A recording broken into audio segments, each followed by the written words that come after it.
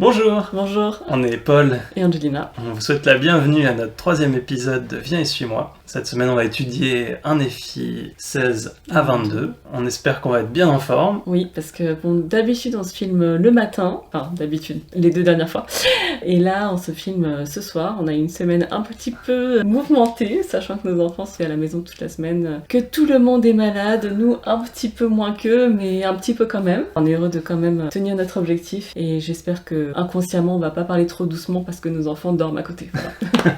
Peut-être qu'on peut commencer tout de suite avec notre pépite, Oui, notre petit verset pépite de la semaine. c'est-à-dire si on devait garder un seul verset, ou peut-être celui qui nous a touché le plus, ce serait lequel pour toi? Eh ben alors pour moi c'est en Néphi 17, verset 51. Donc c'est Néphi qui parle à ses frères. Et maintenant, si le Seigneur a un si grand pouvoir et a accompli tant de miracles parmi les enfants des hommes, comment se fait-il qu'il ne puisse pas m'instruire pour que je construise un bateau? Donc juste pour un petit mot de contexte, Néphi parle à Laman et Lemuel, il leur a demandé de les aider à construire un bateau. Et comment est-ce qu'il essaie de les convaincre? En fait, il leur raconte de nombreux miracles et des expériences marquantes pendant lesquelles Dieu les a délivrés, et il leur raconte notamment l'expérience de Moïse qui a ouvert la mer Rouge en deux et du peuple d'Israël qui a été délivré des Égyptiens. Et à côté d'ouvrir la mer Rouge en deux, peut-être que construire un bateau, bon, c'est pas non plus... C'est à portée de main. C'est à portée de main. Bon, certes, Néphi n'a jamais construit de bateau, et ça se fait pas en un claquement de doigts de construire un bateau dans lequel on puisse mettre une famille de 20 personnes et des provisions, etc. Mais il est en train de le dire, si le Seigneur a un si grand pouvoir et accomplit tant de miracles, donc des choses vraiment extraordinaires, pourquoi est-ce qu'il peut pas me montrer comment construire un bateau? En fait, je me dis que, voilà, souvent on est exactement pareil dans notre vie. Ouais, carrément. Enfin, peut-être qu'on pose pas la question explicitement à dire « Oh Dieu, comment est-ce que tu pourrais me sortir de cette situation ?» Mais par notre attitude, c'est ce qu'on fait. On doute et on fait comme s'il pouvait pas vraiment nous délivrer, alors qu'il a fait des choses extraordinaires. Ouais. Et si on croit vraiment à ces miracles, si on croit vraiment que la mer Rouge a été séparée en deux, que Jésus s'est relevé des morts après 3 jours, qu'il a guéri des lépreux, des boiteux, des aveugles, pourquoi est-ce qu'il pourrait pas nous délivrer et nous aider à surmonter nos petites épreuves quotidiennes? J'aime ce que tu dis, parce que des fois je réfléchis à ça, je me dis, est-ce que je crois vraiment qu'une vierge est tombée enceinte? Et est-ce que je crois vraiment qu'il a marché sur l'eau? Est-ce que je peux le visualiser? Je vais dehors, il y a un lac, et je vois quelqu'un marcher sur l'eau. Et en fait, ça demande une grande foi pour ne pas simplement garder ça dans la catégorie histoire, c'est des belles histoires, mais de se dire que le Christ fait vraiment ces choses. Et quand on a cette foi et cette vision, je pense qu'alors on va être plus apte à demander de l'aide, se dire bah oui, s'il l'a fait, peut-être qu'il peut m'aider aussi. Enfin, en tout cas, c'est l'idée. c'est l'objectif, c'est que ça fasse ça pour nous. Parce que oui, si on lit les Écritures juste pour lire des belles histoires, c'est pas ça qui est le plus intéressant. C'est qu'on puisse vraiment y croire et se rendre compte, comme le rappelle Néphi, du grand pouvoir de Dieu, et nous rappeler que oui, il peut faire des choses extraordinaires, donc oui, il peut nous aider dans notre vie quotidienne pour des choses qui peuvent paraître vraiment insignifiantes par rapport à ouvrir la mer Rouge en deux ou marcher sur l'eau. Et toi?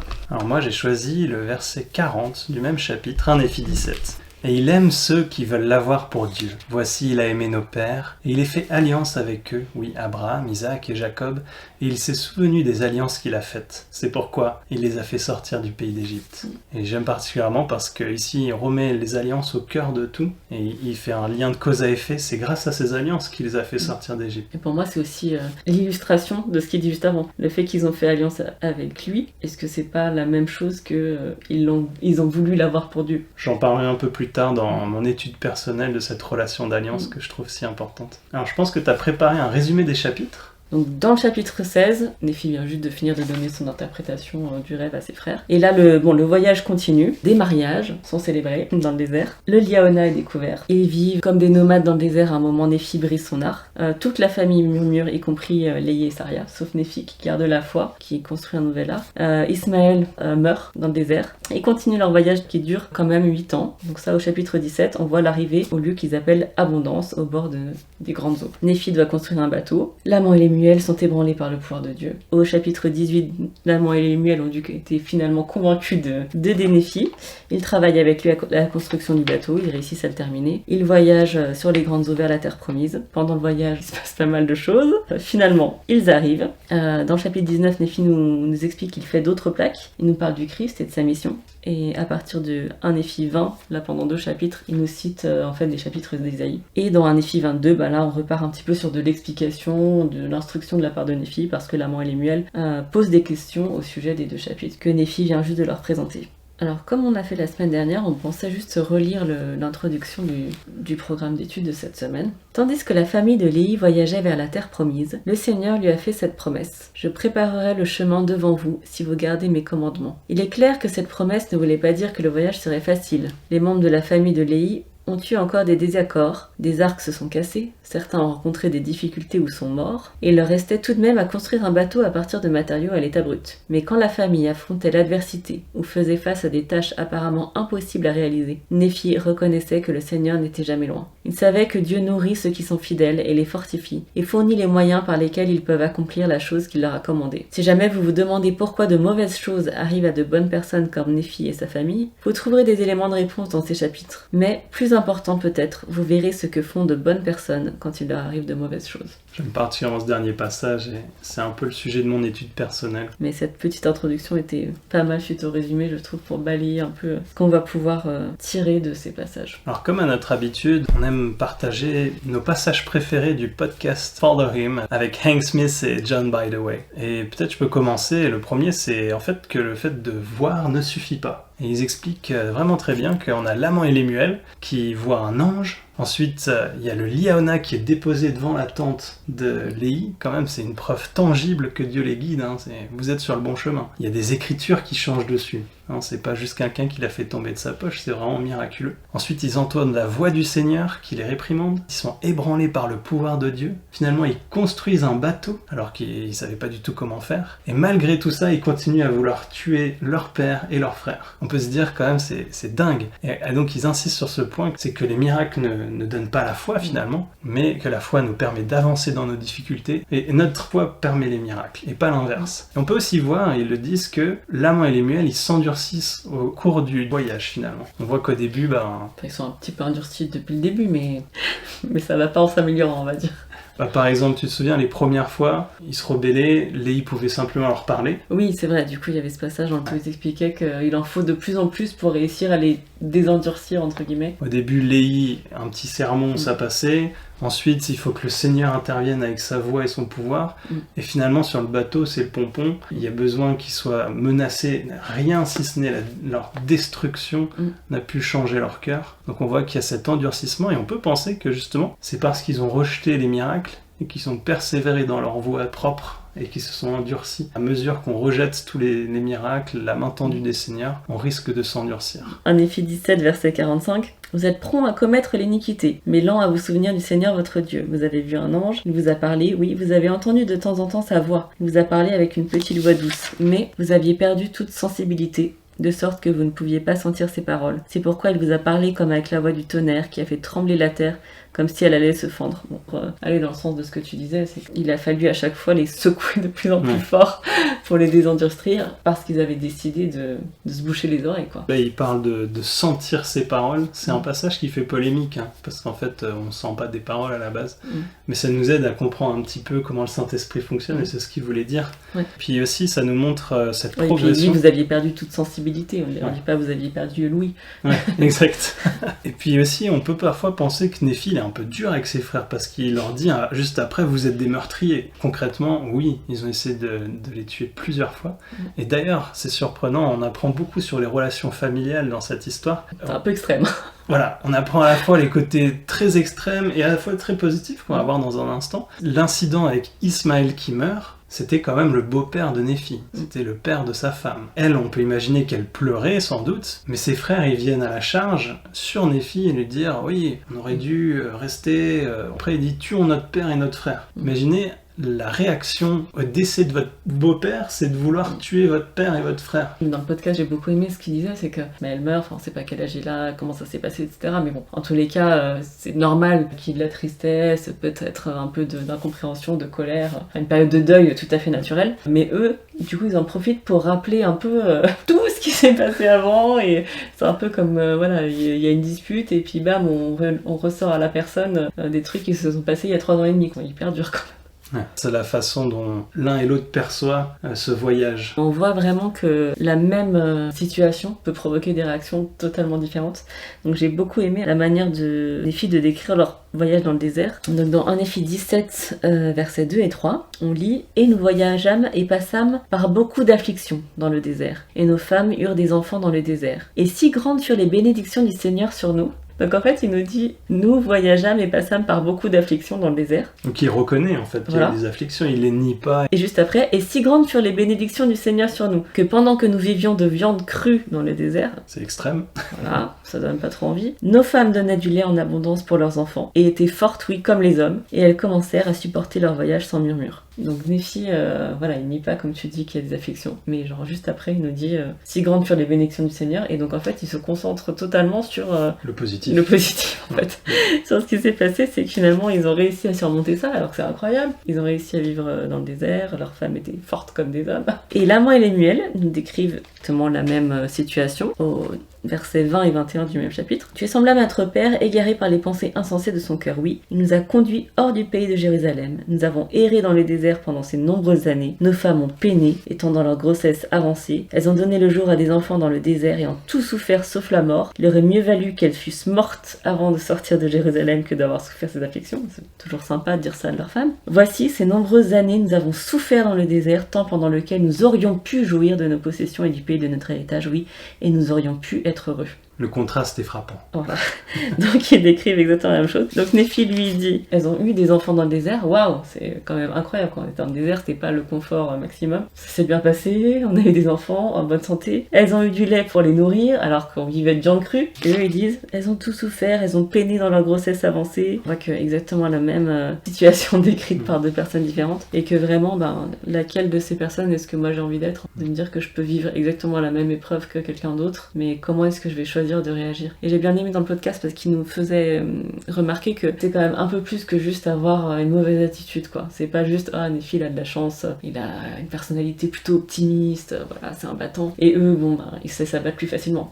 Là, c'est plus profond que ça. Donc, je dis pas que si on a la foi, on doit jamais être déprimé. Il nous pointe du doigt que peut-être qu'il y a quand même un problème de témoignage. Bon, pour la moi, elle est muelle. Bon, je pense qu'on est convaincu qu'il y a un problème de témoignage parce que c'est pas la seule preuve qu'on a. Voilà, de se dire, est-ce que des fois, la manière dont je réagis à mes épreuves, est-ce que quand même je cherche à voir le positif, la manière dont le Seigneur m'instruit dans cette épreuve, la manière dont il me soutient, dont il m'aide à la traverser, ou est-ce que je me concentre juste sur pourquoi il a envoyé ça sur moi, et j'ai pas repris la citation exacte, mais il parlait d'une citation d'Elder Holland qui disait qu'il n'y a aucune épreuve qui ne peut être rendue pire par le fait de s'en plaindre.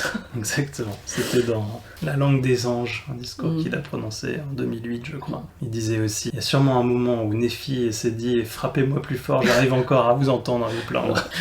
C'est intéressant parce qu'on apprend beaucoup sur les relations familiales et il y a peut-être un petit clin d'œil aussi qui parle de leur épouse. Donc au verset 7, il arriva que moi, Néphi, je pris une des filles d'Ismaël pour épouse et mes frères aussi prirent des filles d'Ismaël pour épouse et Zoram aussi prit la fille aînée d'Ismaël pour épouse. Et ainsi mon père avait accompli tous les commandements du Seigneur qui lui avaient été donnés. Et moi, Néphi, j'avais aussi été extrêmement béni par le Seigneur. Et cette petite phrase, elle est pas anodine qu'il dit ça juste après avoir parlé de son mariage, parce qu'on peut se rappeler qu'il écrit longtemps après. Et que peut-être il a en tête toutes ces années de difficultés où son épouse l'a soutenu. Là, c'était avant leur traversée dans le désert, avant leur traversée de la mer, et avant aussi la séparation. Ah, tu vas pas nous dire ce que vous disiez quand vous étiez missionnaire Oui, alors, en tant que missionnaire, on peut se dire il a été béni parce qu'il a une super belle femme. C'est le genre de blague qu'un missionnaire pourrait faire. Mais là, j'imagine qu'il avait plus de recul que ça, et qu'il pouvait voir que son épouse était quelqu'un de fidèle. Il en parle aussi, il mentionne donc au chapitre 18, au verset 19, il reparle de son épouse en disant que même mon épouse, avec ses larmes et ses prières, et même mes enfants, n'adoucirent pas le cœur de mes frères pour qu'ils me délient. Et ici, il y a une note de bas de page sur son épouse, et ça nous renvoie au chapitre 7 et verset 19 du premier Néphi, et c'est justement ce qu'on s'était dit dans notre dernier épisode de podcast. Et il dit, il arriva qu'ils furent en colère contre moi et cherchèrent à porter la main sur moi, mais voici une des filles d'Ismaël, oui, et aussi sa mère, et un des fils d'Ismaël plaidèrent auprès de mes frères, de sorte qu'ils se laissèrent attendrir le cœur. Et donc, c'est drôle que quand il parle de son épouse, il renvoie sur ce passage, on s'était dit, c'était peut-être la même. Et là, il y a carrément une note de bas de page, alors pourquoi pas. C'est c'est intéressant qu'ils parlent très brièvement de ça, mais qu'en tout cas ils le décrivent comme étant extrêmement béni. Ensuite, dans le podcast, ils font un petit parallèle aussi en disant que plus de la moitié des membres de l'église en fait sont seuls.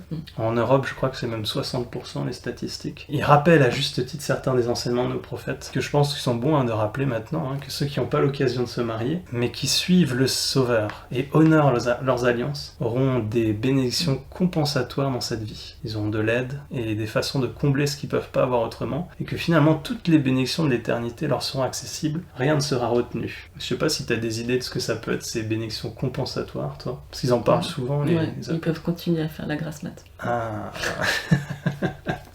C'est un peu terre à terre, mais je sens que là c'est l'expérience des enfants malades qui parlent. Non, c'est intéressant. Je m'attendais à ce que la suite de la phrase, de la citation, ça va être quelque chose comme « aucune bénédiction ne leur sera refusée », donc tout le monde aura l'occasion de pouvoir rentrer dans une relation de scellement s'il le souhaite. Alors que là, il parle de bénédiction compensatoire dans cette vie. C'était pas ce à quoi je m'attendais. J'avais pas du tout réfléchi à ça avant qu'on en parle là tout de suite, mais je pensais à une réflexion que je me suis faite l'année dernière. Plusieurs fois dans un podcast sur Rim, il y avait plusieurs sœurs. Alors il y en a une qui était pas mariée, enfin plusieurs qui étaient pas mariées, et une qui s'était mariée assez tard. Il y en a aussi qui étaient mariées, qui avaient des enfants, etc. Et je me suis dit, aussi ces sœurs, elles ont l'occasion de faire passer un message et de rayonner d'une manière qui n'aurait probablement pas été possible si elles avaient été mariées avec des enfants, parce que voilà, c'est quand même une réalité qu'on peut pas tout faire non plus, et du coup de voir que dans notre monde c'est aussi intéressant de pouvoir avoir des femmes qui sont à des niveaux de connaissances avancés et qui vont faire des conférences, qui vont parler à d'autres femmes, et pas qu'à des femmes d'ailleurs, d'être une lumière. Donc je sais pas si ça peut rentrer dans la case des bénédictions compensatoires, mais en tous les cas, elles ont l'occasion d'avoir une influence qui est quand même extrêmement bénéfique, importante sur beaucoup de gens. Et d'ailleurs, juste, on n'a pas du tout parlé de ça, et je pense que c'est important quand même. Au début du chapitre 16, et juste après qu'on nous parle des mariages, justement, il y a la découverte du liaona devant la tente. Donc, quand ils le découvrent, ils se rendent peut-être pas tout de suite compte de l'ampleur de ce que c'est que ce liaona. Donc, ils remarquent en gros que c'est une espèce de compas, que ça va les guider dans le désert. Et ensuite, au verset 29, c'est après que Néphi ait brisé son arc, que tout le monde a murmuré, etc. Là, ils se rendent compte qu'il y a un peu plus que ça sur le liaona. Il arriva que moi, Néphi, je vis les aiguilles qui étaient dans la boule, qu'elles marchaient selon la foi, et la diligence et l'attention que nous leur accordions. Et une nouvelle écriture était aussi écrite dessus, qui était claire à lire, qui nous donna une certaine compréhension des voies du Seigneur. Et elle était écrite et changeait de temps en temps, selon la foi et la diligence que nous lui accordions. Et ainsi, nous voyons que par de petits moyens, le Seigneur peut réaliser de grandes choses. Enfin, je n'avais pas pensé à ça avant, mais en écoutant le podcast de cette semaine, là, il nous parle du fait qu'on a de nombreux liaona dans notre vie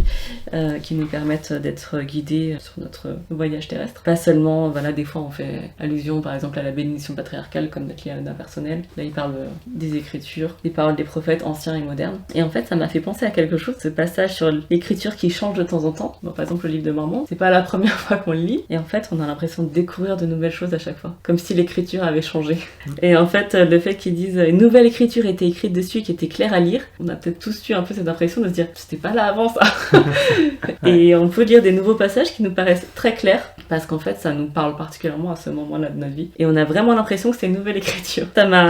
J'ai trouvé ça intéressant de penser à cet aspect-là. Les écritures, les paroles des prophètes, même voilà, les discours de conférence générale. Je pense que quand on l'entend en direct le week-end de la conférence générale, il y a certains passages qui nous touchent. Et puis après, quand on le relit et qu'on l'étudie, il y a d'autres passages, on se rappelle pas du tout les avoir entendus. Ouais, c'est clair. Ça fait vraiment comme ça, comme s'il y avait une nouvelle écriture claire à lire qui était apparue, et que par des petits moyens, le Seigneur peut réaliser de grandes choses. Il peut réaliser de grandes choses dans notre vie si on y prête la diligence et l'attention qu'on est censé leur porter.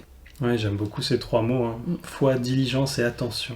Plus tard dans Alma, quand il instruit ses enfants, le prophète Alma parle de nouveau du liaona.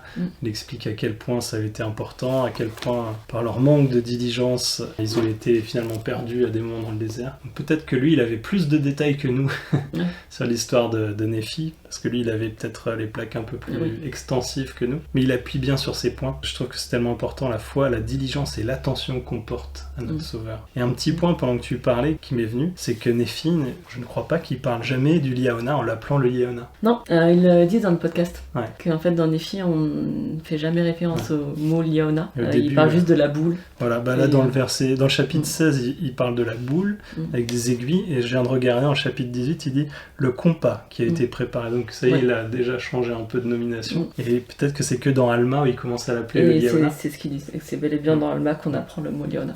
Je voulais parler d'un autre point qui était soulevé dans le podcast, c'était sur la construction du bateau. Donc là, on passe au chapitre 18, et en fait, c'est intéressant parce que c'est le premier commandement qui vient à Néphi et pas à Léhi. Et on peut se demander pourquoi. Dans le podcast, ils émettent plusieurs hypothèses et on n'en sait vraiment rien. Mais ils disent et ils rappellent que juste avant, Léhi s'était rebellé dans le désert et qu'il avait dû se repentir et que le Seigneur l'avait réprimandé fortement. Là, ils mentionnent juste, imaginez la conversation entre Néphi et Léhi. Il descend de la montagne et dit « Papa, faut que je te parle, le Seigneur m'a dit de construire un bateau. » Et là, peut-être que Léhi s'est dit « Ah, qu'est-ce que je dois faire ? Est-ce que je dois continuer à me repentir ?» Voilà, c'est juste une idée, j'ai trouvé ça intéressant de penser encore une fois à ces relations familiales et aussi à pourquoi le Seigneur a parlé à Néphi plutôt que Léhi dans ce cas-là. Une autre théorie, c'est que Néphi était jeune et robuste et qu'il pouvait le faire. Ouais, peut-être que ce commandement concernait Néphi parce que c'est lui qui devait mener la construction du bateau et pas Léhi, mais enfin... Voilà. En tous les cas, c'est lui qui a reçu ce commandement et pas Léhi, alors que le commandement d'après, qui est de rentrer dans le bateau et de partir, ce commandement-là, il a été donné à Léhi. Voilà, donc on voit que c'est pas une passation de pouvoir, que Léhi n'est pas déchu de son rôle de prophète puisqu'il reçoit le prochain commandement, mais tout de même, c'est Néphi qui reçoit celui-là. Moi, j'aime penser aussi, peut-être dans l'organisation, dans l'église, parfois, on a différents niveaux d'autorité et on a tous le droit à la révélation. Et j'aime penser peut-être à un Léhi comme un président de pieux qui reçoit certaines instructions, et puis le président du collège des anciens, lui, il va aussi recevoir une révélation à son niveau, et ça ne contradit pas l'un l'autre. Voilà. Mais au contraire, ça va ensemble et ça s'aide. Moi, j'aime bien l'imaginer comme ça aussi. Mais en tout cas, Néphi a confiance qu'il réussira malgré son inaptitude totale à construire un bateau. Je sais pas si tu vas le dire, mais parce qu'en fait, c'est au chapitre 17 qu'il lui reçoit le commandement. Mais la première question que Néphi pose, après que le Seigneur lui dise « Tu construiras un bateau de la manière que je vais te montrer », c'est « Seigneur, où irai-je pour trouver du minerai à fondre afin de faire des outils pour construire le bateau de la manière que tu m'as montré ?» Bon, je rigole parce que juste, il dit pas « Ah bon ?» Il s'y connaît rien à la construction d'un bateau, mais il se doute que va probablement falloir des outils. Il se met tout de suite à l'action pour la première étape, quoi. Pendant que je t'écoutais, je pensais à la réaction d'autres prophètes face à des tâches énormes comme ça. Je pense à Enoch, je pense à Moïse. Les deux, ils ont dit « Mais j'arrive même pas à parler correctement, les gens me détestent, pourquoi tu me demandes ça ?» Donc en fait, il y a des prophètes qui ont douté et qui ont essayé de négocier avec le Seigneur. Donc ont eu besoin d'être peut-être un peu plus rassurés. Voilà, épaulés pour y arriver. Alors que là, la réaction de Néphi, apparemment, c'est direct, c'est j'irai, je ferai. J'irai, je ferai, exactement. Et c'est incroyable. Maintenant, je pense, et c'est important, il le souligne dans le podcast, que sa confiance venait du fait qu'il avait aussi eu cette vision, et il savait qu'ils allaient aller dans le nouveau monde. Il savait qu'ils allaient réussir à construire un bateau pour y aller. Et ça, il n'en avait aucun doute. Donc en fait, il n'avait pas lieu de douter de ça. Et mais bon, il y en a qui savent, enfin, qui ont vu un ange et qui doutent quand même. N'est-ce pas? Et alors, si on s'intéresse un petit peu à la façon dont ça se produit, chapitre 18, versets 2 et 3, « Moi, Néphi, je ne travaillais pas les bois de charpente de la manière apprise par les hommes, et je ne construisis pas non plus le bateau à la manière des hommes, mais je le construisis de la manière que le Seigneur m'avait montré. C'est pourquoi il ne fut pas fait à la manière des hommes. » Il insiste quand même lourdement sur un point, 3 fois il répète que c'est pas à la manière des hommes. Une fois, il affirme que c'est à la manière de Dieu. Et comment ça a été construit, on l'apprend un petit peu dans le verset 1. « Et le Seigneur me montrait, de temps en temps, de quelle manière je devais travailler les bois de charpente du bateau. » Et au verset 3, on lit « Et moi, Néphi, j'allais souvent à la montagne, et je priais souvent le Seigneur. C'est pourquoi le Seigneur me montra de grandes choses. » Et on peut penser au processus ici. Le Seigneur ne lui a pas dit, mais il lui a montré. Ça, il insiste dessus. Et je trouve que c'est intéressant.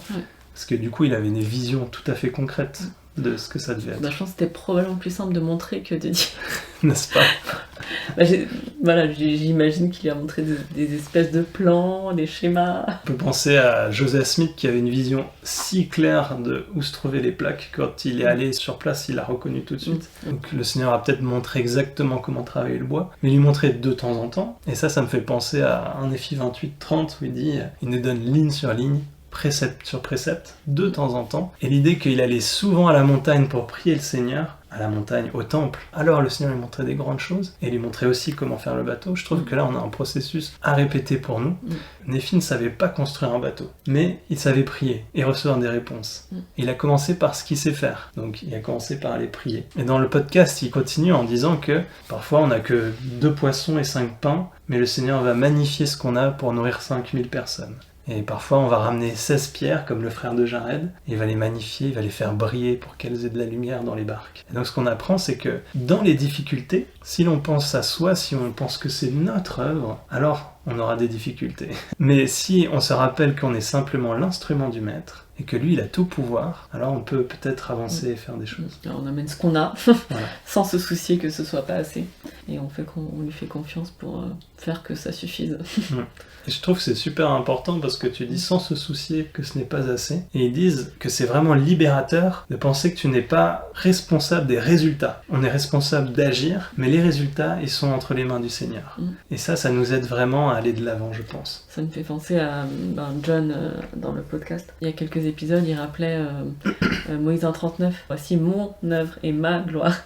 L'immortalité et la vie éternelle de l'homme. Il disait que des fois, on agit comme si c'était notre œuvre de le faire, alors qu'en fait, non. Comme tu as dit, on est des instruments. C'est son œuvre, et il est capable d'accomplir son œuvre, et se sert de nous pour nous apprendre des choses. D'ailleurs, ils disent dans le podcast, ils posent cette question très pertinente. Des fois, on est dans des difficultés, on est meurtri, on est déprimé, et on se dit, moi, je ressens pas comme Néphi, le Seigneur a été tellement bon avec nous.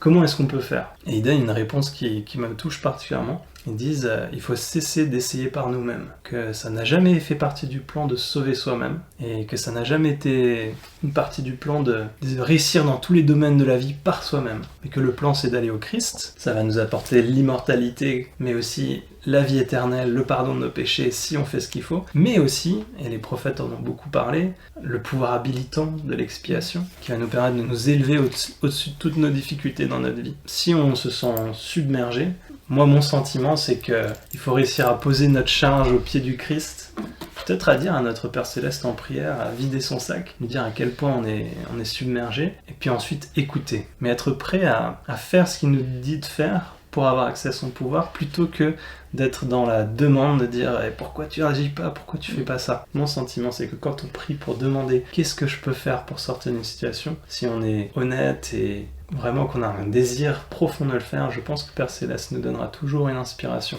Et là, il faut s'attendre à ce que, comme pour Néphi, il va pas forcément nous donner tout de suite tout le plan. Néphi, il a eu une vision très claire avant, mais il en a pas non plus à chaque fois. Ouais. Donc là, on nous dit pas forcément qu'il a eu une vision du bateau terminé, de à quoi ça allait ressembler à la fin, mais il a eu de temps en temps des instructions. Il a avancé pas à pas. Peut-être qu'au début, il lui a montré comment tailler les poutres, enfin voilà, n'importe quoi. Et nous, c'est pareil en fait. Des fois, il va nous donner une inspiration qui va peut-être nous paraître petite, ou peut-être qu'on en veut plus. Enfin, on veut savoir que ça va bien se passer, on veut voir tout de suite la solution, alors qu'en fait, il faut qu'on avance pas à pas. Et c'est l'idée de ligne sur ligne, précepte sur précepte. Il me montrait de temps en temps, et tu l'as dit, peut-être qu'il lui a d'abord dit comment travailler la poutre, mais en fait, s'il n'avait pas travaillé la poutre, il lui aurait pas dit ce qu'il allait faire après, quoi. Et le Seigneur attend qu'on fasse cette première étape pour nous donner la deuxième, pour nous donner la troisième, pour nous donner la quatrième. Et puis nous, des fois, on en veut trop, alors que, lui, il va faire de manière à ce qu'on puisse aussi digérer les choses, peut-être. Il veut nous apprendre des choses. On est sur Terre pour apprendre, pour devenir. La pédagogie, de manière générale, on balance pas tout le cours aux élèves pour l'apprendre dès la première semaine. On y va progressivement. Et une fois qu'on a certaines bases, on peut passer à l'étape d'après et continuer de construire. Exact. Je pense vraiment qu'il veut nous aider, en tout cas.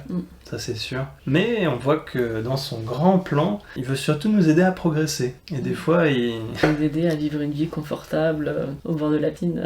Mon président de Pieux, il dit souvent que l'évangile a pour conforter les affligés, mais affliger les confortables. Et là, on va voir que quand ils arrivent dans le pays d'abondance, c'est un peu ce qui leur arrive. Oui, moi, ça m'a frappé cette fois-ci. J'ai déjà lu les livres des Mormons de nombreuses fois. C'est qu'ils ont quand même mis 8 ans à arriver au pays d'abondance. Et donc, il s'est passé plein de choses dans le désert. Ils ont eu des enfants, ils ont vécu leur vie en voyageant. Et ils arrivent à Abondance, et donc ils appellent le lieu Abondance parce que c'est super cool, quoi, quand même. Abondance, il y a plein de miel, il y a des fruits, c'est au bord de la mer, ils viennent de vivre 8 ans dans le désert de viande crue. Donc là, c'est le paradis, quoi. Ça des airs de terre promise, quand même. Exactement. Donc en fait, on pourrait croire que c'était ça, la terre promise. Là, ils sont arrivés à Abondance, quoi. En plus, il dit, c'est après de nombreux jours où ils sont arrivés que Néphi a eu le commandement de construire un bateau. Voilà. Donc, il les a laissés un petit peu se reposer, quoi. Voilà. Et il les a laissés peut-être se poser la question de ok, c'est bon, on est arrivé à la terre promise. Et donc moi je me suis dit waouh, en fait ils auraient très bien pu penser que c'était ça la terre promise. Et en fait non. Le Seigneur il a encore mieux en réserve pour eux. Mais en même temps ça doit pas être facile. Ils ont quand même bien galéré pour en arriver là. Ils ont fait 3 allers-retours pour aller chercher les plaques, pour aller chercher la famille d'Ismaël. Enfin on est dans un endroit qui nous, de notre point de vue humain, nous paraît très bien. On est bien dans notre vie, on a bien travaillé, on est dans une bonne situation. Lui il voit beaucoup plus loin. la vraie terre promise, c'est encore mieux qu'abondance. Et une petite réflexion qu'a fait John dans le podcast que j'ai trouvé très intéressante, c'est que oui, des fois, on peut avoir en tête le fait que Dieu nous demande de quitter Babylone, de laisser le péché, ne pas être du monde, on a un peu l'habitude de ça. Mais qu'il nous demande de quitter abondance, ça fait un peu plus mal, parce qu'on a l'impression que justement, tout ce qu'on fait, c'est pour arriver à abondance. Lui, il parlait de l'exemple d'un couple qui était à la retraite, qui venait d'acheter une maison, qui avait déménagé, et en fait, qu'ils ont été appelés à partir en mission. Ils devaient quitter leur abondance. Et donc, nous, on a tous, je pense, des phases comme ça, où on attend une période qui nous paraît stable, confortable, qu'on a mérité un peu. Il nous chamboule tout, et il nous amène encore ailleurs. Il voit plus loin que nous. Il sait tout depuis le commencement, comme l'a dit Nephi. Et il sait comment ces choses vont nous transformer. Et c'est ça le plus important pour lui, c'est son œuvre et sa gloire nous amener à la vie éternelle. Tu parlais de l'exemple d'une maison qu'on laisse pour partir en mission. Ça peut aussi être l'exemple d'un enfant qui arrive. Je voulais pas aller dans les choses trop personnelles, mais j'avais tout à fait cet exemple en tête. N'est-ce pas ? Et le chapitre 19, il est magnifique puisqu'ils arrivent finalement à leur terre promise. Et le Seigneur lui dit, t'as écrit toutes ces choses, c'est trop large. Il faut que tu écrives des petites plaques où il n'y a que des choses précises pour l'instruction de mon peuple et pour un but sage. Et c'est super parce que dès là, il commence sa tirade en disant « Je mets que des choses que je pense être sacrées » et tout de suite, il parle de notre Sauveur. Et il donne des choses très précises. On voit que l'ange l'a enseigné. Il vient 600 ans après le moment où mon père quitta Jérusalem. Et là, il parle de comment le Christ agira. Le monde, à cause de son iniquité, le jugera comme n'étant que néant. C'est pourquoi il le flagelle et il le souffre. Et il le frappe et il le souffre. Oui, il crache sur lui et il le souffre. À cause de sa bonté aimante et de sa longanimité envers les enfants des hommes. Et après il dit, le Dieu de nos pères, qui furent amenés hors d'Égypte, il va être crucifié. Ça doit être vraiment très tendre et fort ce qu'il dit. Et je pense que pour Nephi, lui ça lui donne envie d'être plus à l'image du Christ. Et en pensant à ses frères, à cause de leur iniquité qui le frappent et qui les crachent peut-être dessus, etc. Qui l'ont ligoté, qui ont essayé de le tuer. Et lui il le souffre. Et donc c'est intéressant de faire ce parallèle qui pour lui est très réel. Et ensuite à la fin il nous dit du coup que bien sûr ces plaques sont pour l'enseignement de son peuple, mais à l'époque il les avait pas encore, donc lui il utilisait les plaques d'airain et donc il explique comment il les utilisait. Et il dit d'abord qu'il a expliqué tous les écrits de Moïse pour les instruire, mais que pour les persuader plus complètement de croire au Seigneur leur Rédempteur, au verset 23, il leur lut ce qui était écrit par le prophète Ésaïe. Je n'avais pas lu ce verset comme ça avant. Je leur lis beaucoup de choses qui étaient écrites dans les livres de Moïse, mais, donc c'est vrai que ce mais, ça donne l'impression que c'était pas suffisant. Bon, enfin là en plus il parle à ses frères, donc apparemment ça les a pas encore convaincus. Disons que dans Moïse, on a Exode, Lévitique, c'est très symbolique, même pour nous, des fois, si on n'est pas guidé, c'est difficile à comprendre, quoi. Oui, il répète quand même plusieurs fois la délivrance du pays d'Égypte.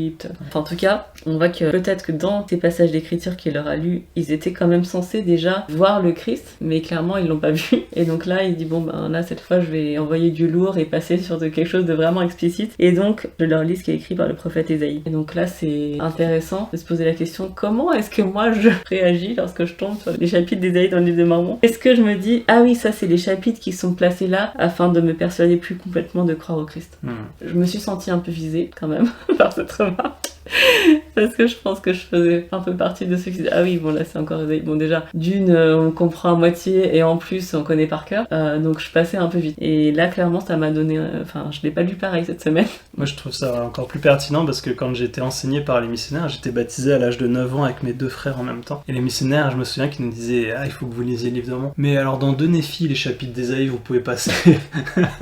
J'avais 9 ans et du coup, ils me disaient, ça vous pouvez passer, mais reprenez à 2 Néphi 25, ça devient intéressant. En fait, ça m'a interpellé. Peut-être le fait qu'il m'ait dit ça m'a donné envie de mieux comprendre, parce que c'était un peu un défi personnel, de mieux comprendre Ésaïe. Et du coup, j'ai toujours lu Ésaïe avec un grand intérêt, en voyant que c'était poétique, qu'il y avait des choses fortes et dures parfois, des expressions et des images vraiment belles et parfois violentes aussi. Et justement, j'aimerais bien parler de l'imagerie d'Ésaïe, parce qu'ils en parlent dans le podcast, et de comment ça nous enseigne des choses au sujet du Christ et de notre relation avec lui, et finalement comment on peut l'appliquer à nous, car ici il dit l'appliquer toutes les écritures à nous.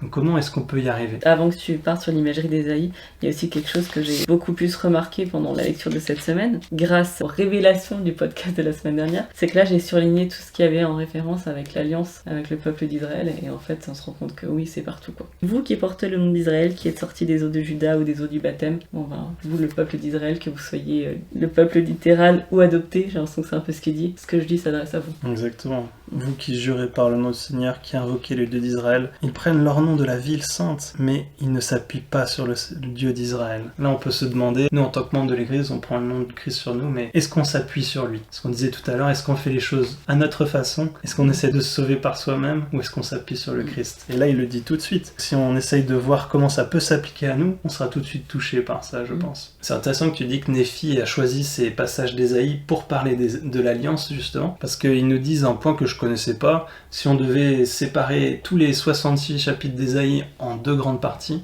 du chapitre 1 au 39, ça parlerait de ce qui se passe quand on dit non, on veut pas que tu sois notre Dieu, on va aller chercher des idoles. Et alors à ce moment-là, il y a des conséquences naturelles, c'est qu'il y a une dispersion et des jugements qui tombent, la colère de Dieu, mais pas parce qu'il nous déteste, parce que c'est des conséquences naturelles de s'écarter. Et à partir du chapitre 40 jusqu'à 66, c'est le rétablissement de l'Alliance et le rassemblement. Et lui, il décide justement de commencer avec cette partie-là, avec Ésaïe 48 et 49, en parlant de pourquoi Dieu va nous rassembler. On peut le lire dans les versets 9, 10 et 11, avec des termes très forts, je trouve, mais en fait qui témoigne d'un amour profond. Il dit néanmoins, à cause de mon nom, je suspends ma colère, à cause de ma gloire, je me contiens envers toi pour ne pas t'exterminer. Ça semble vraiment très fort, on dit, c'est notre Dieu qui ne nous extermine pas malgré le fait qu'on le mérite, parce qu'ici il parle d'un peuple qui s'est rebellé ouvertement, à cause de sa gloire, certes, mais ensuite il dit au verset 11, c'est pour l'amour de moi, oui, pour l'amour de moi que je vais faire cela. Et en fait, il dit de moi, mais c'est l'amour qu'il a pour nous, qui permet qu'on est sauvé finalement. Il nous parle concrètement de l'amour qu'il a pour nous, qui fait qu'on va être rassemblés. Il nous donne aussi deux éléments importants pour lire Ésaïe. Comme tu l'as dit, des fois on tombe sur Ésaïe, on dit « Ah non, je vais rien comprendre ». Mais si on se pose deux questions, la première c'est « Où est le Christ dans ce que je lis ?» Et la deuxième c'est « Où est-ce que je me situe ?» Alors on pourra appliquer les Écritures à notre situation et comprendre le lien entre le Christ et nous. Ici, ils font un petit cas pratique au chapitre 21, des versets 14 à 16, à la façon dont ça s'applique à Néphi, à sa famille et à nous. « Mais voici, Sion a dit « Le Seigneur m'abandonne, le Seigneur m'oublie. » On peut se dire, on se l'est tous dit un jour. En tout cas, les filles d'Ismaël se le sont dit, Léhi se l'est dit pendant qu'il s'est rebellé en quelque sorte, Laman et Lemuel aussi. Joseph Smith, il a crié, Seigneur, où es-tu? On s'est tous dit à un moment, on est abandonné. Et ici, il dit, mais il montrera que non. Dans le podcast, il dit, on peut imaginer Isaïe en train de réfléchir, quelle analogie je peux prendre pour parler de la relation de dépendance la plus forte possible que je puisse trouver, comment je peux l'exprimer? Il dit, avec un enfant qui allait. Car une femme oublie-t-elle l'enfant qu'elle allait? N'a-t-elle pas pitié du fruit de ses entrailles? Quand elle l'oublierait, moi je ne t'oublierai point, ô maison d'Israël. Et juste après, au verset 16, voici je t'ai gravé sur mes mains. Et on peut se demander pourquoi le Seigneur a choisi de garder à sa résurrection ces marques des bourreaux sur ses mains. Il aurait pu décider qu'elles n'apparaissent pas finalement. Et elles sont là pour se souvenir toujours de nous. Ses mains sont toujours devant lui. Et quoi qu'il fasse, il verra toujours ces marques. Et donc son amour pour nous, son sacrifice pour nous, est présent devant lui à tout jamais. Ce que je me suis toujours dit, c'est quand on lit juste le début, car une femme oublie-t-elle l'enfant qu'elle allait? N'a-t-elle pas pitié du fruit de ses entrailles? Malheureusement, oui, ça arrive. Enfin, je veux dire, dans notre monde déchu et terrible, il y a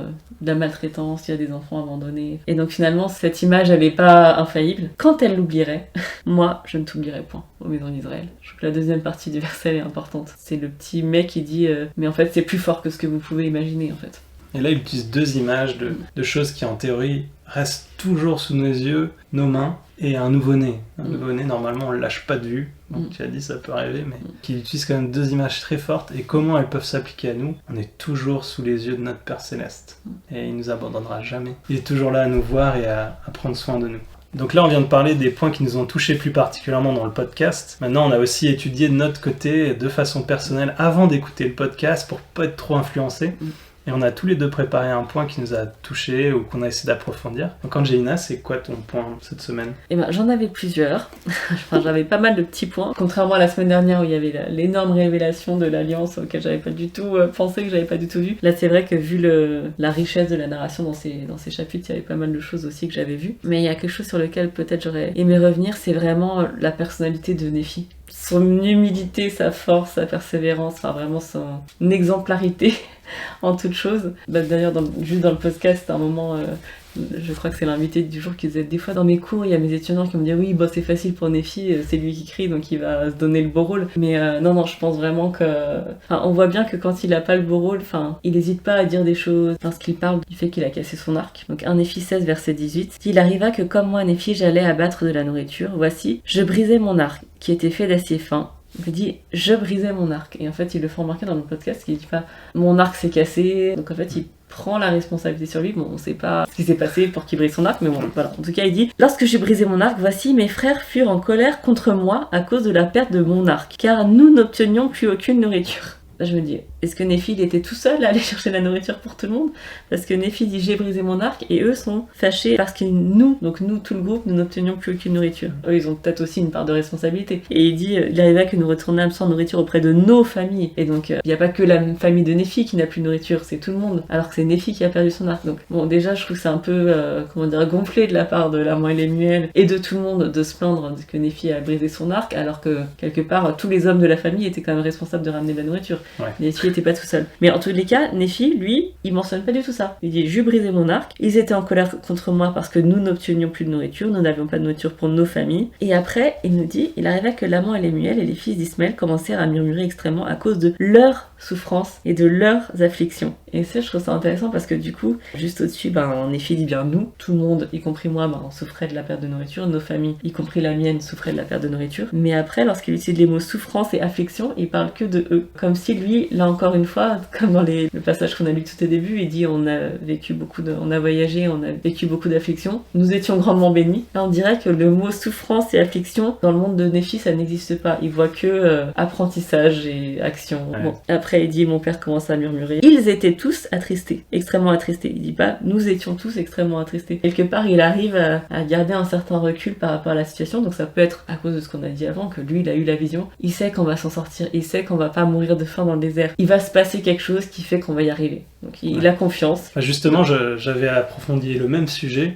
parce que j'aimais bien dans l'introduction, il disait que nous verrons ce que font les bonnes personnes quand il arrive de mauvaises choses, et que justement en Nephi, on dirait que c'est un champion, quoi. Il n'y a aucun moment où il est découragé, et comme tu l'as dit, on peut se demander mais est-ce qu'il embellit pas un peu les choses? Et j'ai repensé à ça et je me dis non, pas du tout, parce qu'en fait on voit que dans 1 Nephi 2, il dit clairement qu'il avait le cœur dur et qu'il a dû être adouci. Dans 1 Nephi 3, on voit sa lutte avec l'esprit sur le fait de tuer Laban. On voit aussi qu'ils ont échoué 2 fois pour récupérer les plaques, alors qu'il aurait pu choisir de pas inclure tout ça dans l'histoire, de juste dire j'y suis allé et j'ai réussi grâce au Seigneur. Donc il montre ses faiblesses. Dans 1 Nephi 11, il répond à l'ange qu'il ne sait pas certaines choses. Dans 1 Nephi 16, il prend la responsabilité de la perte de son arc. Dans 2 Nephi 4, dans le psaume de Nephi, qu'on pourrait plutôt parler de lamentation, il parle ouvertement de ses faiblesses. Donc on peut penser qu'il embellit, mais en fait je ne pense pas. Je pense qu'il est très clair sur la situation. Et du coup je me demande, mais qu'est-ce qui fait que c'est tellement un champion? Et il y a 3 points qui me sont venus. Et le premier, c'est celui que tu as décrit un petit peu, c'est qu'il prend ses responsabilités à 100%.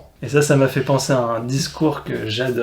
J'en ai déjà parlé, j'en fais la pub, de Lynn J. Robbins, qui est dans la présidence des 70 de l'église. Il a donné ce discours à BYU en 2017, et je vais vous lire quelques passages qui traitent exactement de ce passage-là et de ce séjour de Nephi, et du coup des traits de caractère de Nephi et du fait qu'il faut prendre nos responsabilités comme il l'a fait. Et donc je cite, en lisant 1er Nephi et 2 Nephi, nous ne pouvons qu'essayer d'imaginer à quel point il était difficile pour les membres de la famille de Léhi de quitter leur maison, d'obtenir les plaques d'airain, de camper pendant 8 ans dans le désert et de construire un grand navire de haute mer. Les responsabilités qui incombent à la famille étaient en effet incroyables. Cependant, aussi difficile que puisse être une responsabilité, la difficulté de cette responsabilité est l'excuse que l'histoire n'accepte jamais, comme l'illustre bien le cas de Lamont et Lemuel. En gros, il dit que le fait que la situation était difficile n'excuse pas la réaction de Lamont et Lemuel. L'histoire n'accepte pas le fait que ce soit difficile comme une excuse. Et il continue, je continue la citation, « Les situations difficiles sont le test de la foi, pour voir si nous allons aller de l'avant avec un cœur croyant ou un cœur qui doute, si tant que nous allions de l'avant. Une situation difficile révèle le caractère d'une personne et soit le renforce, comme dans le cas de Nephi, soit l'affaiblit et le corrompt, comme dans le cas de Lamont et Lemuel, qui incarne ce que signifie être irresponsable. Un peu des mots forts, mais on va comprendre pourquoi. Je continue la citation. Victimisation. Ouais, alors justement, il va en parler de ça. Ouais. Tu parles de victimisation, il va donner plein d'autres points. Donc je cite encore, il est important de reconnaître que les excuses ne sont jamais synonymes de résultats. Dans le cas de Lamont et Lemuel, toutes les excuses du monde n'ont jamais permis d'obtenir les plaques d'airain. La raison pour laquelle Nephi a obtenu les plaques et Lamont et Lemuel non, c'est que Nephi ne s'est jamais tourné vers la liste de l'irresponsabilité, où lui il dit en anglais « anti-responsibility », l'anti-responsabilité. Et il dit ce que j'ai dit tout à l'heure, c'était un champion, et les champions ne se tournent pas vers cette liste. Et il cite David B. Yates du Collège des Deux, qui dit « Un homme déterminé trouve un moyen, l'autre homme trouve une excuse ». Et après, il va donner cette liste de irresponsabilité, et il donne 19 points qui sont tous en fait soutenus par des écritures et des passages qu'il lit, donc je vous invite à aller le voir. J'aimerais en citer quelques-uns, surtout ceux qui ont trait à l'amant et Lemuel, donc il les prend pour exemple dans mon cas. Trouver des excuses, comme l'amant et Lemuel, quand ils ont dit « Comment le Seigneur peut-il livrer là-bas entre nos mains ? C'est un homme puissant qui peut en commander 50 et en tuer 50, pourquoi pas nous ?» On se trouve des excuses. Il parle en deuxième point de la rébellion, des plaintes et les murmures. Trouver des fautes et se mettre en colère. L'amant et Lemuel furent en colère contre moi et mon père. Faire des exigences et penser que tout nous est dû. Ou ils disent « Nous ne voulons pas que notre frère cadet soit notre chef. » Douter, perdre espoir, abandonner ou renoncer. Ils disent « Notre frère est un fou !» Et ils n'avaient pas cru qu'il pouvait construire un bateau. S'apitoyer sur notre sort et adopter une mentalité de victime. Et ici, nous avons souffert dans le désert pendant de nombreuses années, au cours desquelles nous aurions pu jouir de nos possessions, nous aurions pu être heureux. Ou bien l'indécision ou la stupeur spirituelle. Et là, il dit l'ironie de l'indécision, c'est que si vous ne prenez pas de décision à temps, le temps prendra une décision pour vous. Et il continue, il en cite plein, alors je vais juste les dire rapidement, minimiser ou banaliser le péché, se cacher, comme Adam et Ève. Satan leur dit « Cachez-vous ». La dissimulation du péché, fuir les responsabilités, les abandonner, comme Corianton qui abandonne son ministère, fuir comme Jonas qui a essayé de s'enfuir, nier, mentir, procrastiner, laisser la peur dominer, accuser les autres. Donc toute cette liste, il donne des exemples avec des écritures, et il dit « Si vous examinez cette liste en pensant à l'amant et Lemuel, vous verrez qu'ils étaient coupables de presque tout ce qui y figure. C'est cette liste qui a détruit l'amant et Lemuel. C'est une liste extrêmement dangereuse. » Il finit sur un point un peu personnel, que je cite. « Si la liste d'irresponsabilité est si dangereuse, pourquoi tant de gens s'y réfèrent-ils fréquemment ? Parce que l'homme naturel est irresponsable par nature. Il se tourne vers cette liste comme un mécanisme de défense pour éviter la honte et l'embarras, le stress et l'anxiété, ainsi que la douleur et les conséquences négatives des erreurs et du péché. Plutôt que de se repentir pour éliminer la culpabilité, il l'endort avec des excuses. Cela lui donne le sentiment erroné que son environnement ou quelqu'un d'autre est à blâmer et qu'ils n'ont donc pas besoin de se repentir. Donc c'est le premier point. Néphi était 100% responsable et tu l'as décrit avec l'arc et on peut le voir dans de nombreux autres endroits où il prend la responsabilité. Néphi, on dirait qu'il connaît pas la tristesse et l'affliction. Il dit donc ils étaient affligés à cause de leurs souffrances et de leurs afflictions, comme si lui se mettait à part de ça. Et ils étaient tous extrêmement attristés, de sorte qu'ils murmurèrent contre le Seigneur. Et ensuite, plus tard, au verset 25, Léhi se fait vraiment réprimander à cause de ses murmures contre le Seigneur, de sorte qu'il fut entraîné dans les profondeurs de la tristesse. Et j'ai trouvé ça intéressant, ces deux expressions, extrêmement attristés. Et ensuite, les profondeurs de la tristesse, ça donne l'impression que là, c'est encore pire. Et que finalement, lorsqu'on est irresponsable, on va peut-être être triste, mais finalement, si on est responsable, on pourra s'éviter les profondeurs de la tristesse. Ce que je trouve intéressant, juste sur l'amant et Lemuel, c'est qu'il y a quand même tellement de passages où il se retourne vers le Seigneur et finalement il se repent et on nous dit que même qu'ils se réjouissent, on en a parlé déjà un petit peu au début, sur à chaque fois il faut aller de plus en plus loin pour réussir à leur désendurcir le cœur. Ils se sont enfoncés dans leur recours à cette liste de l'irresponsabilité en ne voulant pas agir, alors qu'on voit que Néphi il est toujours dans l'action. Ça me fait penser à aussi d'Eldar qui parle de qu'on est fait pour agir et non pour être mu, on n'est pas des objets, et le libre arbitre c'est l'une de nos des plus grands dons que Dieu nous a donné, et le libre arbitre ne nous l'a pas donné pour qu'on puisse choisir ce qu'on veut, mais il nous l'a donné pour qu'on puisse montrer qu'on est capable de choisir le bien. Ouais, tout à fait. En fait, dans son discours, je n'ai pas tout dit, là j'ai partagé juste un tout petit passage, mais il parle de ça, et il dit que le libre arbitre sans le sens de la responsabilité, c'est extrêmement destructeur, et que c'est ce que Satan il essaye d'attaquer. Dire, vous pouvez tout choisir, il n'y a pas de problème, c'est votre libre arbitre. Si on garde la responsabilité, là on est dans la voie du Seigneur. En fait. Dans leur recours à la liste de l'anti-responsabilité, ils vont dire, on ne nous a pas donné le choix, on nous a forcé de partir de Jérusalem, nous on n'a jamais voulu faire ça, on aurait pu être heureux, on nous a privés de notre droit d'aînesse, c'était nous les frères aînés, c'est pas nous qui sommes devenus. Finalement, Néphi il a dû se dire aussi à un moment, mais allez-y, retournez à Jérusalem, choisissez, partez, allez vivre votre vie là-bas et ils seront détruits. Et non, il les aime et il continue d'essayer jusqu'au bout de les garder avec eux, mais l'amant et Lemuel aurait pu choisir de faire de demi-tour et de pas suivre leur père, mais ils l'ont pas fait. Peut-être que leur irresponsabilité, le fait qu'ils soient victimes de tout, c'est peut-être ça qui les a amenés en terre promise finalement, parce qu'ils ont subi tout leur voyage du début à la fin. Et ils ont continué à se plaindre. Voilà. Et un autre point que Néphi a, donc il a cette caractéristique de prendre ses responsabilités, mais il a aussi une très bonne vision et compréhension de ce qu'est une relation d'alliance avec Dieu.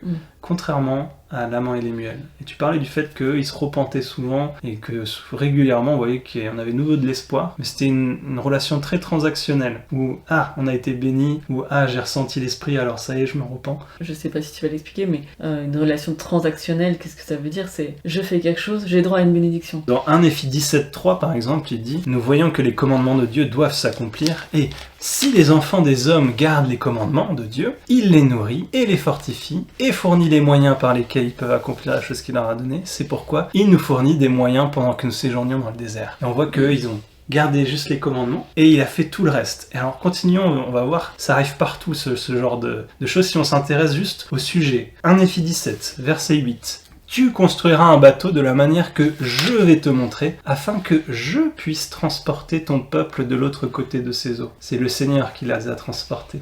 Et ils n'auraient pas pu le faire sans lui. On continue, versets 12 à 15. Car le Seigneur n'avait pas permis que nous fissions beaucoup de feu, car il a dit: je rendrai votre nourriture tendre pour que vous la cuisiez pas, et je serai aussi votre lumière dans le désert, et je préparerai le chemin devant vous si vous gardez mes commandements. C'est pourquoi, si vous observez mes commandements, vous serez conduits vers la terre promise, et vous saurez que c'est par moi que vous serez conduits. Oui, et le Seigneur dit aussi, lorsque vous serez arrivés vers la terre promise, vous saurez que moi, le Seigneur, je suis Dieu, et que moi, le Seigneur, je vous ai délivré de la destruction, oui, que je vous ai fait sortir du pays désert et Jérusalem. C'est pourquoi, moi, Néphi, je m'efforçais de garder les commandements du Seigneur, et j'ai exhorté mes frères à la fidélité et à la diligence. Et on se rend compte à quel point sont grandes les choses que le Seigneur offre en échange de garder ses commandements. Et que le Seigneur pourvoit le pouvoir, les moyens, il pourvoit tout. Et c'est ça, cette relation d'alliance que Néphi avait une parfaite compréhension, parce qu'il le décrit pendant tous ces versets. Si on continue, il fait la même chose en parlant de Moïse et de son peuple, et il dit: vous savez que Moïse a reçu du Seigneur le commandement, au verset 26, de faire cette grande œuvre, et vous savez que par sa parole, les eaux de la mer Rouge se séparèrent ça et là, et qu'ils traversèrent à pied sec. Et ensuite, au verset 28, et vous savez aussi qu'ils furent nourris de manne. Ils furent nourris. Qui est-ce qui les a nourris? C'est le Seigneur. Et vous savez aussi, au verset 29, que Moïse, par sa parole, selon le pouvoir de Dieu qui était en lui, frappa le rocher et qu'il en sortit de l'eau. Encore une fois, c'est le Seigneur qui a fait ça. Et au verset 30, en dépit du fait qu'ils étaient conduits, le Seigneur, leur Dieu, leur Rédempteur, allant devant eux, les conduisait le jour, et leur donnant de la lumière la nuit, et faisant pour eux tout ce qui était utile à l'homme de recevoir, ils s'endurcirent le cœur et s'aveuglèrent l'esprit et insultèrent Moïse et le Dieu vrai et vivant. Et là, on peut voir un parallèle énorme entre ce que Néphi a vécu et ce que le peuple de Moïse a vécu. Il leur a dit: je serai votre lumière dans le désert, je vous nourrirai. On voit que Néphi, il a cette compréhension parfaite de ce que c'est que d'avoir une relation d'alliance. Et on voit aussi que Néphi, il voit la fin. Là, on parle des fois de l'expression calendrier du Seigneur. S'il se contente de dire « je suis les commandements, donc tout va bien », non, c'est pas ça en fait. Non. C'est « je suis les commandements, donc je serai délivré de mes afflictions, donc je serai préservé de la destruction ». Mais ça veut dire que je vais craindre un moment la destruction. Alors que l'amant et Lémuel, eux, ils peuvent avoir ce sentiment de « je suis les commandements, donc ma vie est un long fleuve tranquille ». Et ouais, mauvaise compréhension. Voilà. Et il le dit au verset 41, si vous lisez les 2 tiers des versets montrent ce que je viens de dire, qu'il se rend compte quelle est la place de Dieu et ce que Dieu apporte. Et au verset 41, il dit: et il les a corrigés dans le désert avec sa verge, parce qu'ils s'endurcissaient le cœur comme vous. Et le Seigneur les a corrigés à cause de leur iniquité. Il a envoyé parmi eux des serpents brûlants qui volaient, et lorsqu'ils ont été mordus, il a préparé le moyen pour qu'ils soient guéris. Donc on voit que des fois, il y a l'affliction qui vient aussi. Le Seigneur l'a décidé. Ici, c'est parce qu'il s'était rebellé. Mais le Seigneur prépare encore la voie pour qu'il soit... Parce que le Seigneur l'a décidé, ou parce que nous, on l'a décidé, et qu'on subit les conséquences de ce qu'on a décidé. Tout à fait. Et je suis d'accord de ce point. C'est un point important de dire que si on regarde toutes les afflictions qu'ils ont eues dans leur voyage, il n'y en a aucune où on pourrait blâmer le Seigneur, en fait, pour ça. On pourrait blâmer le Seigneur pour le fait qu'ils soient allés dans le désert. Voilà. Parce qu'il leur a demandé de quitter leur confort et d'aller dans le désert. Voilà. Mais l'arc brisé, c'est Néphi, il le dit. Ensuite, la rébellion sur les mers, c'est la rébellion de l'amant et Lémuel. La mort d'Ismaël, c'est une conséquence naturelle de la vie. Enfin, il y a toutes sortes de choses où c'est dû à soit des mauvais choix, soit la nature.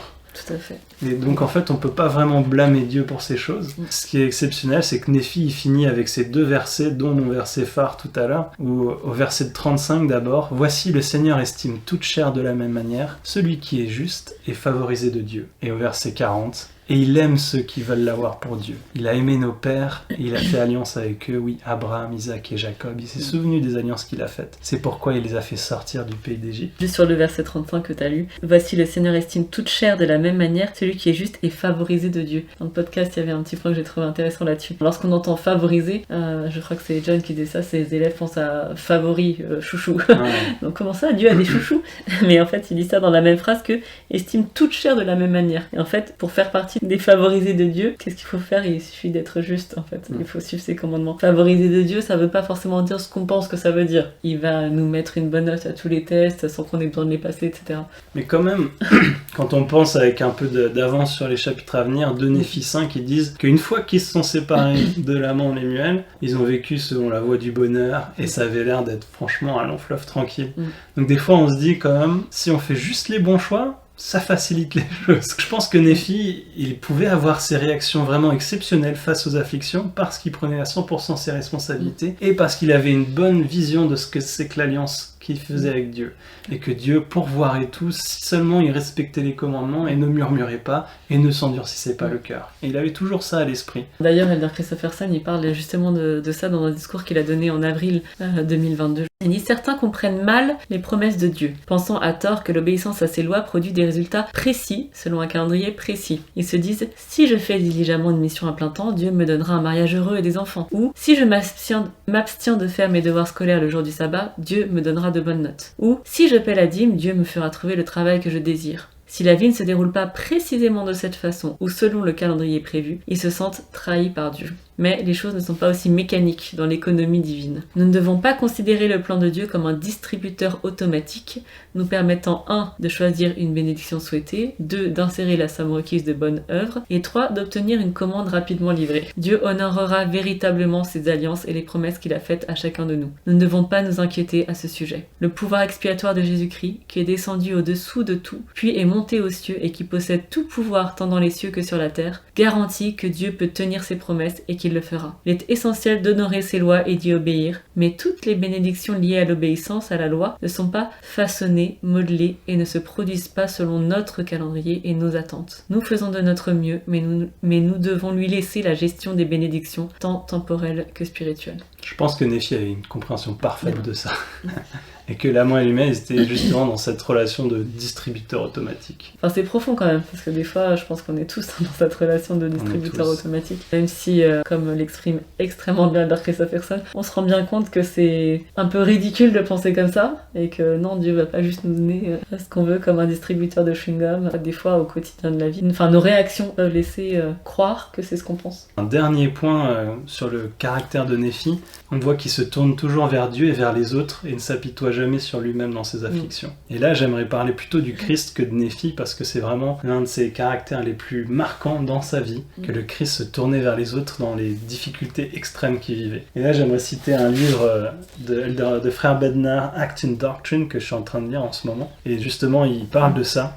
Il explique qu'après avoir jeûné 40 jours dans le désert, le Christ a été tenté par Lucifer. Et dans la version révisée de la Bible par Joseph Smith, on apprend « Alors Jésus sut que Jean avait été jeté en prison, et il envoya des anges, et voici, ils s'approchèrent pour le servir. » Les anges ne sont pas venus servir le Christ, mais que lui, après ses afflictions et ce jeûne, il a envoyé des anges vers les autres, et que dans ses afflictions, il se tournait toujours vers les autres. Et ça, c'est répété beaucoup de fois dans sa vie. Par exemple, avant d'aller à Gethsémane, il a prié pour ses disciples. La prière magnifique qu'on connaît, il dit « Sanctifie-les par ta vérité » dans Jean 17, 17. Et puis au verset 24, « Père, je veux que là où je suis, ceux que tu m'as donnés soient aussi. » Au verset 26, « Je leur ai fait connaître ton nom et je leur ferai connaître afin que l'amour dont tu m'as aimé soit avec eux et que je sois en eux. » Il priait pour eux et il les bénissait alors qu'il était sur le point de souffrir le calvaire. Il était tourné vers les autres. Après Gethsémane, lorsque le serviteur du grand prêtre a eu l'oreille coupée, qu'est-ce qu'il a fait? Il l'a guéri, alors qu'il allait être torturé par ces gens. Sur la croix, alors que tout le monde se moquait de lui, les gens qui passaient, même les voleurs autour de lui, il a consolé un des voleurs en disant « Je te le dis en vérité, aujourd'hui tu seras avec moi dans le paradis. » Et alors qu'il était sur la croix, il a dit « Père, pardonne-leur, car ils ne savent pas ce qu'ils font. » Et là, ils partagèrent ses vêtements en tirant au sort. Il était complètement tourné vers les autres. Et encore une fois, dans Jean 19, 26, Jésus, voyant sa mère, il était sur la croix, et auprès d'elle, le disciple qu'il aimait, dit à sa mère, « Femme, voilà ton fils. » Et puis il dit au disciple, « Voilà ta mère. » Et dès ce moment, le disciple le prit chez elle. Il pensait à sa mère. Et frère Bednar conclut avec cette citation, « Ainsi, le caractère du Christ consiste à se tourner vers l'extérieur en faisant preuve de compassion et en servant les autres lorsqu'il est confronté à l'adversité spirituelle ou à la douleur physique, alors que l'homme naturel, en chacun de nous, se tournerait vers l'intérieur, obsédé par ses propres difficultés et ses intérêts personnels. » Tout ce que frère Bednar enseigne là est sur le caractère ou la personnalité ou les attributs du Christ. En fait, il tirait d'une remarque que Elder Maxwell avait fait qui l'avait beaucoup impressionné. Et donc frère Bednar avait fait une étude sur cette remarque. L'explication aurait été impossible sans la personnalité ou les attributs du Christ, sans qui il était réellement. Et je pense que Nephi, il essayait en tout cas de développer ce même attribut, et que nous, peut-être, on peut essayer de développer cet attribut de, dans nos difficultés, se tourner vers les autres et servir les autres. C'est vraiment l'attribut divin exceptionnel, je trouve. Alors peut-être qu'on peut conclure avec notre fameuse question, qu'est-ce que ce qu'on a vu aujourd'hui nous apprend sur le Christ ?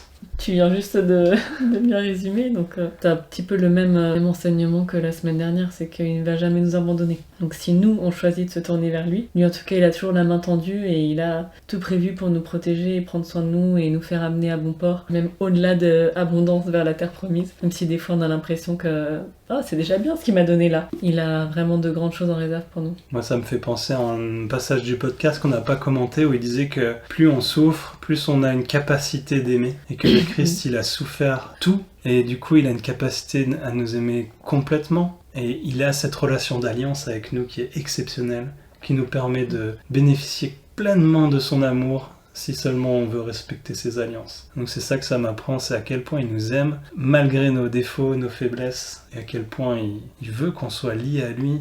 Ça m'étonne et ça me remplit de reconnaissance et d'amour. Et l'autre question, je crois que c'était qu'est-ce que ça nous apprend par rapport à nous ? Je pense qu'il y a plusieurs leçons que je peux tirer pour moi-même. La première, c'est peut-être de ne pas essayer de me sauver par moi-même, de faire appel au pouvoir du Christ, qu'il a vécu toutes ces choses qui sont bien réelles, et qu'il a tout pouvoir, et qu'il m'aime, et qu'il attend simplement que j'aille à lui. C'est tellement difficile de l'inclure dans notre vie par moment, ou en tout cas de le faire avec la foi nécessaire, et la diligence nécessaire, et l'attention nécessaire pour qu'il puisse agir dans notre vie.